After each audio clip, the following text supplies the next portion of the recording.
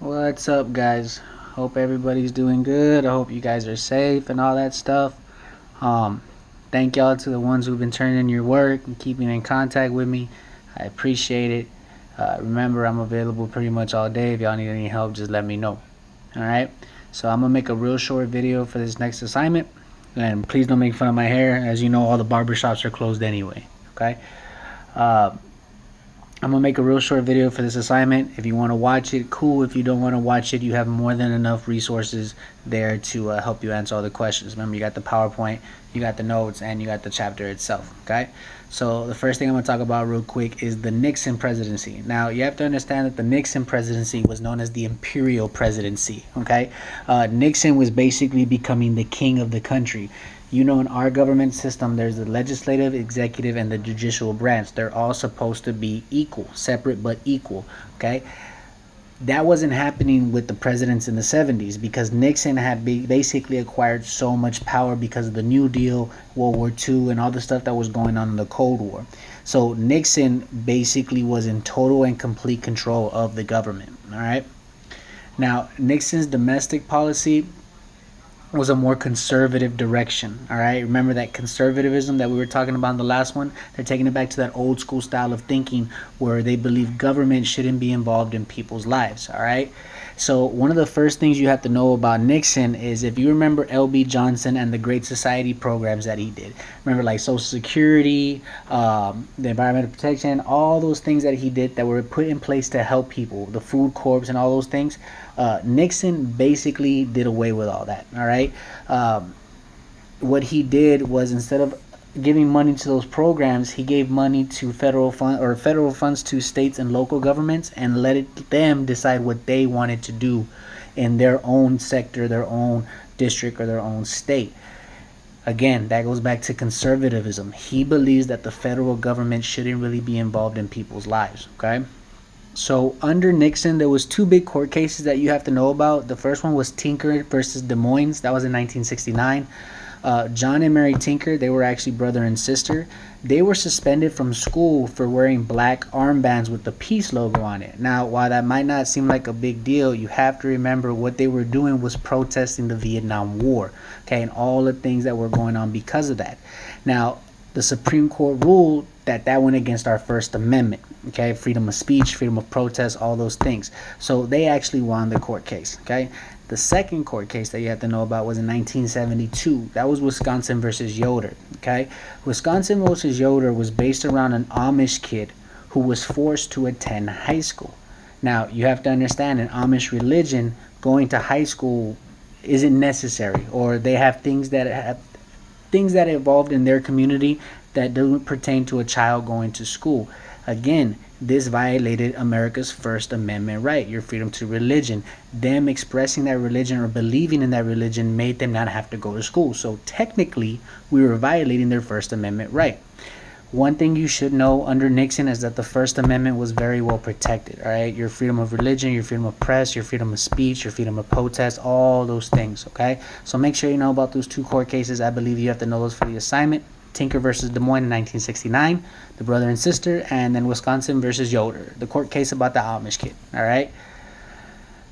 Nixon did a lot of good for the country. He created the Environmental Protection Agency. He created the Endangered Species Act. So he was actually putting programs in place that were good for our environment. They helped endangered animals go away from protect them from extinction and things like that. But the one big thing that Nixon passed under his presidency was the ERA, the Equal Rights Amendment. Okay, now the Equal Rights Amendment was something that the National Women's Liberation Movement, or the National Women's Party, had been fighting for a long time. Okay, they tried to ratify it before, but it had failed. Okay, the Equal Rights Amendment is an equality of rights under the law that shall not be denied or abridged by the United States or by any state on account of sex. Basically, that's a fancy way of saying that you have to treat women the same way that you would treat men, in terms of job opportunities, in terms of payment, in terms of things like that. Okay, sorry, there's a lot of stuff going on right now. I'm still in the hospital with my baby girl, but she's doing really good. Okay, the one thing you have to know about the ERA, or the Equal Rights Amendment, is a lady named Phyllis Schlafly, and I might be saying that wrong, but you can find her in the PowerPoint, you can find her in the notes. Phyllis Schlafly was a very interesting lady because she again, I say she was a woman, okay? She was a woman that believed that women shouldn't have equal rights, okay? I want you to understand what I just said. She was a woman that believed women should not have equal rights to men. Doesn't really make sense now, does it? Okay? She's claimed that if you gave women equal rights as men, it would deprive them the right to be supported and protected by men. Okay? Understand what I'm saying. She believed that if she was held to the same standard, if she was seen as equal to a man, then that meant that a man couldn't protect and support her. Okay? For all my girls listening right now, remember that name, Phyllis Schlafly. She wasn't a very smart woman. Okay? Now, another big thing that Nixon did during his presidency was he opened up relations with China. Remember, we were not in a good way with China, especially after they became communist under Mao Zedong. Once they became communists, we cut off all diplomatic ties with them. We stopped trade, we stopped this, we stopped that, whatever, right? We basically stopped having relations with China, which was a big deal. Now, Nixon did something while he was president that was seen as a very intelligent move in terms of trade and foreign expenditures and things like that. He opened relations back up with China. All right, he wanted to practice something called détente. All right, make sure you remember this word. Détente, all right, means to reduce tensions. It means to have everybody calm down. Okay. Now, I want you to take this into account. Nixon was a very, very strong anti-communist. Okay, he hated communism. All right, he wanted to do anything in his power to destroy communism. Remember, we're in the Cold War with Russia. We have the policy of containment. We want to do everything in our power to stop the spread of communism. While he hates communism, he's opening up relations with the second biggest communist nation on earth. Okay, now, while he might hate communism, you have to understand that opening up relations with China opened up an entire new market to America. All right, I want you to look around your house. I know you got time because you're there chilling. All right, and see how many things that you have that were actually made in China. Okay, this was a very big deal for America in terms of trade. That's why he wanted to do it. And remember, he was practicing détente with China and the USSR, the Soviet Union or Russia. Okay, détente basically means to reduce tension. All right, he wants to calm everybody down. All right, now one of the big ways that he tried to calm things down with Russia was something called SALT. Okay, and I do mean like salt, SALT. All right, Nixon and the Soviet leaders signed an agreement of SALT, which limited the development of defensive missiles. Okay, remember, we're in the Cold War with Russia. Okay, we had the space race, we won, we got to the moon first. The second race that we were having was the arms race. Remember, we're trying to build as many missiles as we can, and so is Russia. Nixon thought it would be a good idea to kind of calm that down, all right, and have an agreement with the Soviet Union and say, you know what, let's calm it down. There's no reason to be creating all these weapons. All they are is a waste of resources and a waste of money. So he got Russia to sign the agreement known as SALT, which was to limit defensive missiles. And at the same time, he sold grain to Russia. Now, I know that might not sound like a big deal, but back then, in terms of trade, that was very important. So you have to understand what Nixon's doing, okay? He's opening up relations with China. Sorry about that. He's opening up relations with China, okay? He's opening up relations with Russia, which are basically our two biggest adversaries in the world right now. Remember, our biggest adversary in terms of democracy is communism. The two biggest communist nations on earth, Russia and China, okay? So, make sure you know about Spiro Agnew. Spiro Agnew was actually President Nixon's first vice president. He had to resign because he was actually caught taking bribes while he was the governor of Maryland. Real quick, that's all you really have to know about Spiro Agnew. The one thing you have to know is after he resigned, he got replaced by a man named Gerald Ford. I want you to remember that name, Gerald Ford. He's going to be real important, all right?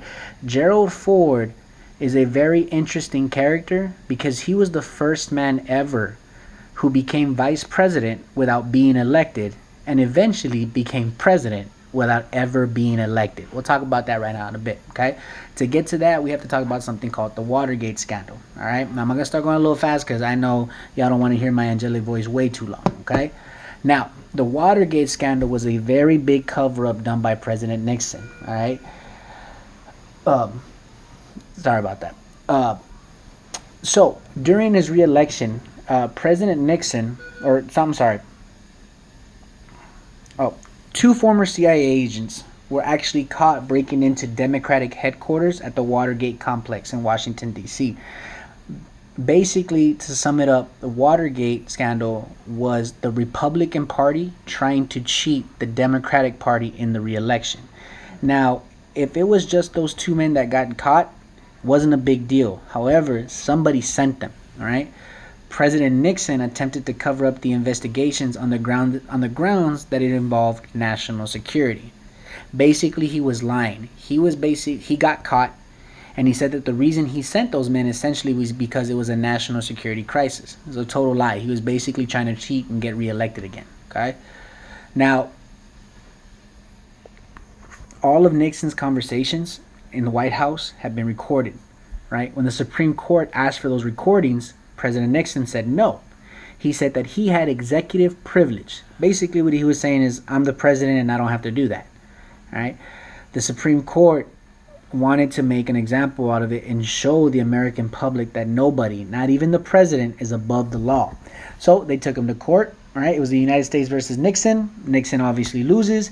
They get the Nixon tapes, which were all the recordings about him talking about Watergate, and they realized that he was covering it up. So the House of Representatives moved to impeach Nixon. I know y'all been hearing that word a lot lately, impeach, right? So basically, Nixon got scared. He thought he was going to be removed from office, and he quit. Okay, he was the first and only president in American history who has ever resigned from office. All right, this is a very, very big deal. Make sure you know that. Okay, hey, and if I'm talking about it, it's probably because you have to answer on the assignment. All right. All right. So, like I said, in terms of President Ford, remember I said to remember that guy. Remember how I said he was the first person who ever became vice president without actually being elected, and he was actually the first person to ever become president without actually ever being elected? Here's how he became president. Nixon's second term had just started. He was in the first year of his second term. So when he resigned, guess who has to take over? The vice president. Who's vice president? Gerald Ford. He actually became the president without ever being elected. Oh, hi, man. Don't worry about that, okay? You're fine, okay? So during President Ford's presidency, the one thing you have to remember is something called OPEC, okay? OPEC. OPEC was a group of several oil-producing Middle Eastern countries. Guys, think about it. Even to this day in 2020, if I was to ask you where on earth is all the oil made, where on earth do they pump the most oil, you're probably going to say some country in the Middle East, okay? Now, in 73, OPEC placed something called an embargo on the USA and Western Europe, okay? The reason they did that is because they supported Israel in the Middle East. Now, an embargo basically means that when we sell you something, we're going to sell it for a much, much, much higher price than it's actually worth.